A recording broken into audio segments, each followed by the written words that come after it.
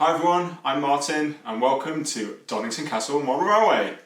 Today we take a trip back in time and explore the Lambourn Valley.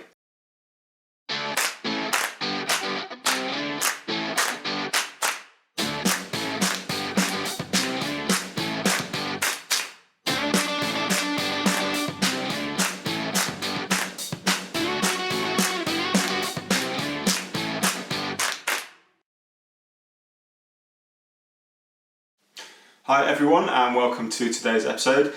Now the observant of you may have noticed that progress on the layout has stalled a little bit in recent weeks, and there's a really good reason for that. I've been using up all my modelling energy on our club's new layout.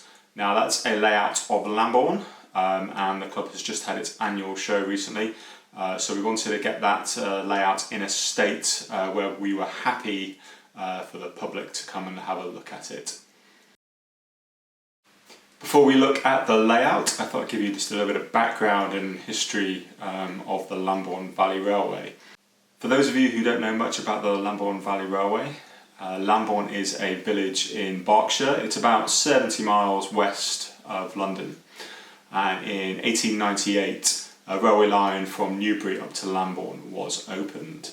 Lambourn is very famous for racehorses, and the surrounding area is used to train racehorses to this day. And the Lambourn Valley line was certainly used to transport racehorses before they were really sent on the roads. The line opened in 1898, and Lambourn Station and the line between it and Welford closed in January 1960. The rest of the line stayed open to traffic until 1972. This was primarily to serve RAF Welford. But in 1973, a final special was run on the line, and then the line was closed for good, with all of the track being taken up fairly soon afterwards. And to this day, there is very little to be found of that line.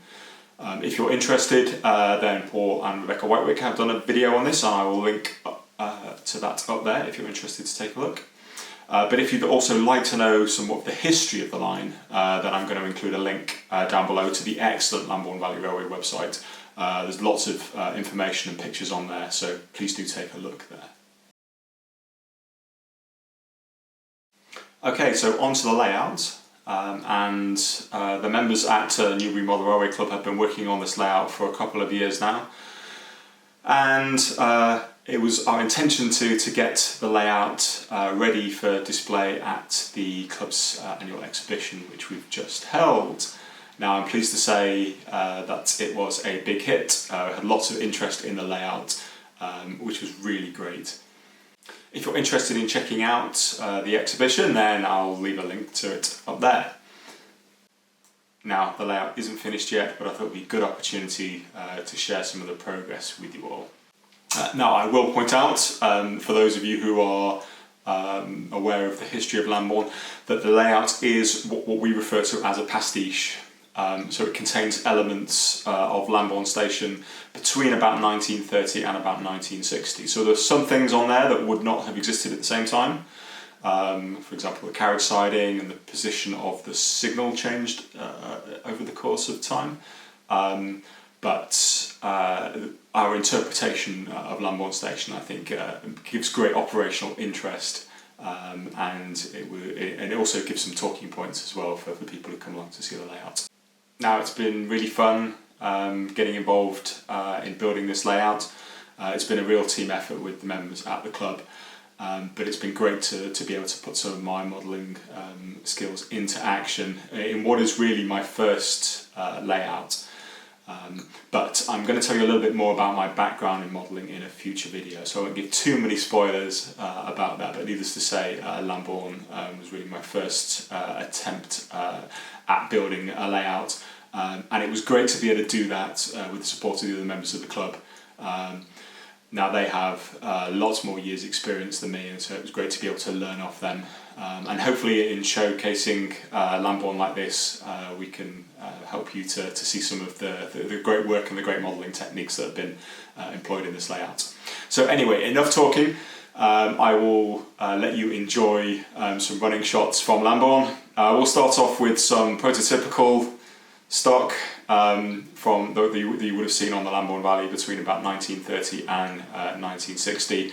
But also there are a few bits of stock that you would most certainly not have seen. But it's great to be able to run those on the layout and to have a little bit of fun with it.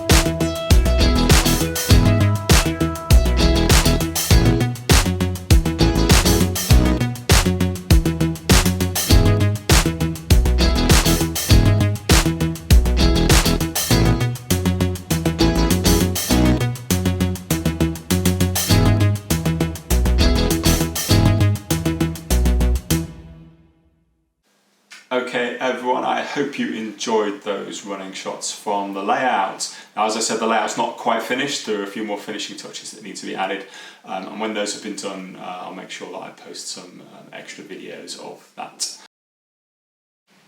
Now one thing you won't have seen in that video is the fiddle yard of the layout. We decided that we would be building a cassette system to help operation at exhibitions, and what we did was designed that from scratch in order to fit this particular the needs of this particular layout. Now the entire process of designing and building that cassette system is going to be the subject of a future video, so if you're interested in that, then please do keep an eye out for that video. In that we're going to look at the entire process. We're going to look at a bit of 3D design, a bit of CAD, some laser cutting, some 3D printing, and kind of work through that whole process. And also what I will be doing is releasing the files, meaning that if you would like to build some cassettes of a similar type for yourself, then you will be able to do that as well. But anyway, that's for the future. I hope you enjoyed this video, and I look forward to seeing you again in another video soon. Bye bye.